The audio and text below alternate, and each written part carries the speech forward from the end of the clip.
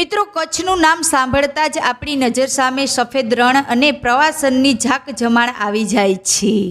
આપણે કચ્છના ધનિક ગામો અને તેના વિકાસ વિશે ઘણું સાંભળ્યું છે, પણ શું તમે ક્યારેય એ વિચાર્યું છે કે આ જ જિલ્લામાં એવા પણ ગામો છે જ્યાં ગરીબી અને સંઘર્ષ રોજની કહાની છે, જ્યાં પાયાની સુવિધાઓ માટે પણ સંઘર્ષ કરવો પડે છે. આજે આપણે જાણીશું કચ્છના એવા 5 ગામો વિશે જે વિકાસની આંધળી દોડમાં ક્યાંય પાછળ રહી ગયા છે અને જ્યાં ગરીબી એક ક્રૂર વાસ્તવિકતા છે.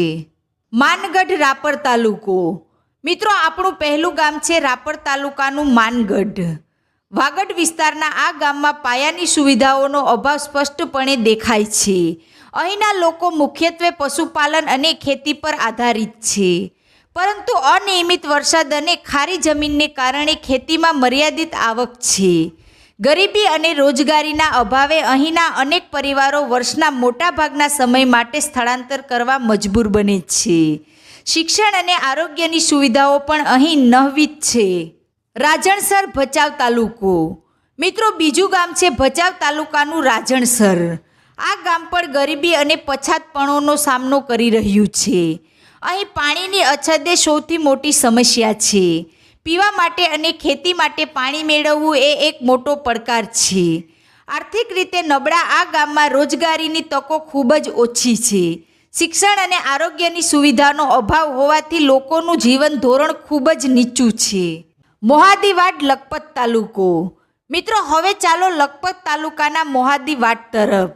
આ ગામ રણ અને દરિયાઈ કાંઠાની વચ્ચે આવેલું છે. અહીંના લોકો મુખ્યત્વે માછીમારી અને પશુપાલન પર નભે છે, પરંતુ આધુનિક સાધનોના અભાવે તેમની આવક ખૂબ જ ઓછી છે.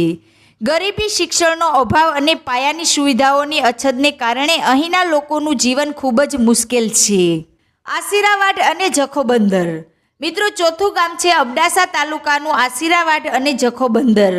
અહીંના પગડિયા માછીમારો ખૂબ જ ગરીબ છે. તેઓ કાદવ કીચડમાં કિલોમીટરો સુધી ચાલીને માછલી પકડે છે. તેમની આર્થિક સ્થિતિ ખૂબ જ નબળી હોવાથી તેમને શિક્ષણ અને આરોગ્યની સુવિધાઓ મળવી મુશ્કેલ છે. આ વિસ્તારમાં ઉદ્યોગોના અભાવે રોજગારીની તકો પણ ઓછી છે. બન્ની વિસ્તારના અતરિયારવાડ, ભુજ તાલુકો. મિત્રો, પાંચમું અને છેલ્લું ગામ છે ભુજ તાલુકાનું બન્ની વિસ્તારના અતરિયારવાડ. બન્ની વિસ્તાર પશુપાલન માટે જાણીતો છે, પરંતુ અહીંના કેટલાક વાડ ખૂબ જ અતડિયાર છે. અહીં રસ્તા અને વીજળી પહોંચાડવી ભૌગોલિક રીતે અઘરી હોવાથી ગરીબીનું પ્રમાણ વધુ જોવા મળે છે. પશુપાલકો માટે પાણીની અછત એ મોટી સમસ્યા છે, જેને કારણે તેમને વારવાર સ્થળાંતર કરવું પડે છે. પણ મિત્રો, ચિત્ર માત્ર અંધકારમય નથી. છેલ્લા કેટલાક વર્ષોમાં સ્થિતિ બદલાઈ રહી છે. નર્મદાના પાણી હવે રાપર અને ભચાઉ સુધી પહોંચ્યા છે. સોલર એનર્જીના મોટા પ્રોજેક્ટ કચ્છના રણમાં આવી રહ્યા છે, જેનાથી સ્થાનિકોને રોજગારી મળવાની આશા જાગી છે. કચ્છના આ પછાત ગામડાઓને ગરીબીમાંથી બહાર કાઢવા માટે માત્ર સરકારી યોજનાઓ જ નહીં, પણ આપણા જેવા પ્રવાસીઓની જાગૃતિ પણ જરૂરી છે. જ્યારે તમે કચ્છ જાઓ ત્યારે માત્ર સફેદ રણ જોઈને પાછા ન આવો, પણ આ અતરિયાર ગામોની મુલાકાત લો, તેમની હસ્તકલા ખરીદો અને તેમના સંઘર્ષને સમજો. ખાસ નોંધ, મિત્રો, આ વિડીયોમાં આપવામાં આવેલી તમામ માહિતી ઇન્ટરનેટ પર ઉપલબ્ધ વિવિધ સ્ત્રોતો, સમાચાર અને અહેવાલો પર આધારિત છે. આ વિડીયોનો હેતુ માત્ર શૈક્ષણિક અને માહિતી આપવાનો છે.